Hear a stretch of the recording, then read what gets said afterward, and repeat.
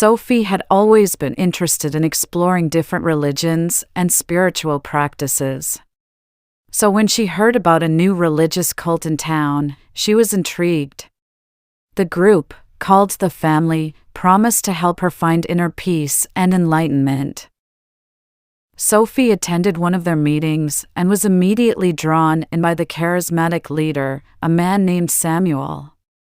He spoke with conviction about the power of their beliefs and how they could change people's lives.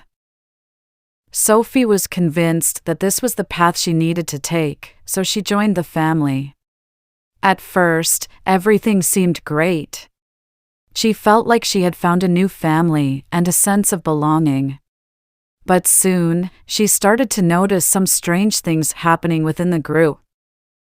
People who questioned Samuel's teachings were immediately ostracized, and some even disappeared without a trace. Sophie tried to ignore it, but her unease grew with each passing day. One day, Samuel called her into his office. He told her that he had a special assignment for her. She was to infiltrate a rival religious group and gather information on their practices. Sophie was hesitant, but she didn't want to disappoint Samuel, so she agreed. Sophie attended the rival group's meetings, and to her surprise, she found that their teachings were very similar to the Family's.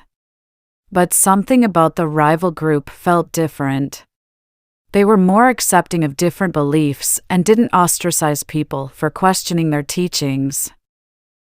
Sophie started to doubt her loyalty to the Family. She began to research the group's history and was shocked to find out that they had a dark past. The Family had been involved in several high-profile murders and kidnappings. Sophie realized that she needed to leave the Family before it was too late.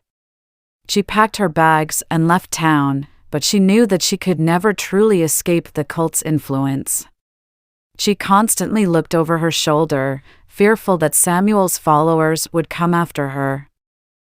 Years went by, and Sophie had almost forgotten about her time with the Family. But one day, she received a package in the mail. Inside was a note from Samuel, telling her that he had found her and that she could never truly escape the Family. Sophie was filled with dread. She knew that Samuel and his followers were still out there, watching her every move. She tried to move on with her life, but she couldn't shake the feeling that they were always watching her, waiting for the right moment to strike. The cult had left a mark on her that she knew she would never be able to fully shake off. The fear and paranoia would haunt her for the rest of her life.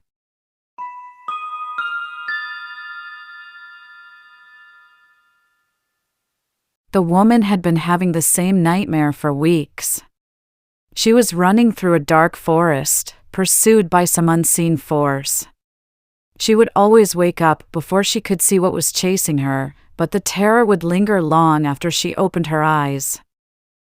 At first, she dismissed it as just a dream, but it soon became a nightly occurrence. She tried everything to stop it, from changing her sleep patterns to meditating before bed, but nothing worked. The nightmare always came back. One day, she decided to try lucid dreaming, hoping that she could confront whatever was chasing her and put an end to the nightmare once and for all. It worked. She found herself in the dark forest again, but this time, she was in control. She turned around, ready to face her fear. What she saw left her paralyzed with terror. It was a creature unlike anything she had ever seen before.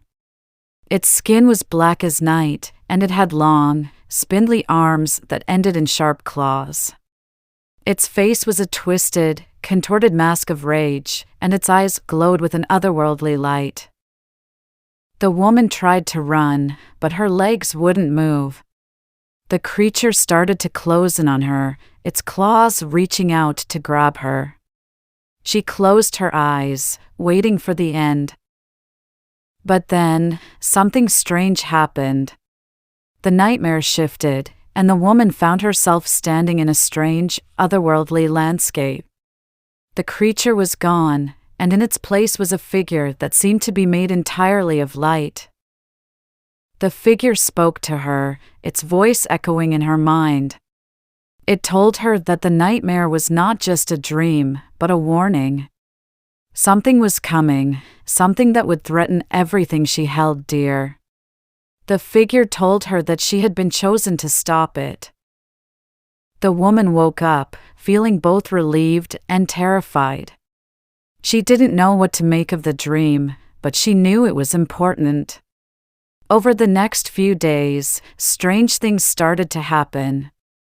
She would see strange symbols etched into the walls, and hear whispers in the dead of night. It all came to a head when she received a package in the mail. Inside was a strange, glowing crystal, and a note that read, "Use this to stop it." She didn't know what it was, but she knew that she had to act. The woman set out on a journey, following the clues left in her dream. She traveled to distant lands, faced unimaginable horrors, and made alliances with strange creatures. Finally, she found herself standing at the edge of a dark abyss, the crystal in her hand. She knew what she had to do. She threw the crystal into the abyss, and watched as it exploded into a brilliant light. The darkness was banished, and the nightmare ended.